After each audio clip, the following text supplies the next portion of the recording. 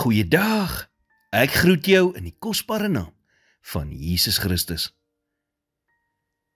Wanneer jy sukkel met sekere gewoontes in jou lewe, is dit goed om krag te kry in die regte ondersteuningsgroep.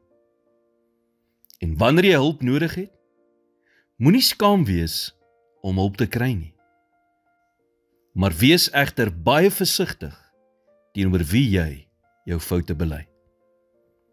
'n Goue reël is om nooit in jou lewe iets met iemand te bespreek wat jy graag wil hê hulle moet vergeet nie.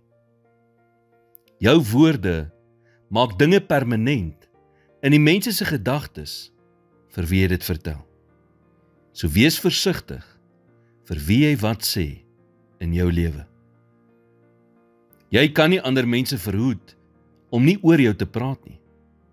Maar moenie vir hulle inligting gee wat jy eintlik wil hê hulle moet vergeet nie.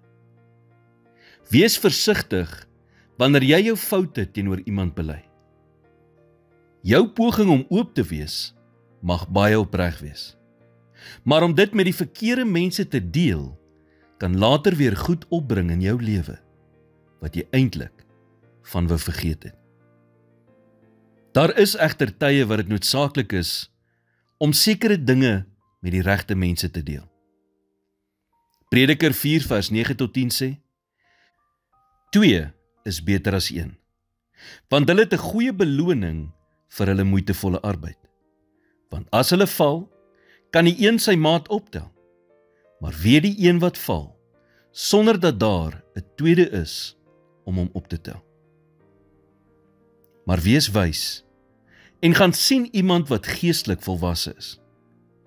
Nie iemand wat jou nie gaan kan help of wat jy weet dit vir iemand anders gaan oorvertel nie. Maak ook seker jy fokus op jou toekoms en nie jou verlede nie. En moet nooit iets vir iemand sê wat jy nie vir die res van jou lewe herhaal wil hê nie.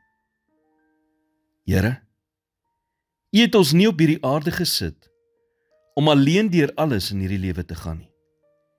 Dankie dat U arm nooit te kort is om te help nie, en dat U oor nooit te doof is om te hoor nie. Wanneer ek egter die behoefte het om met iemand te praat, gee my die wysheid dat dit die regte ondersteuningsgroep sal wees. In Jesus naam bid ek dit. Amen.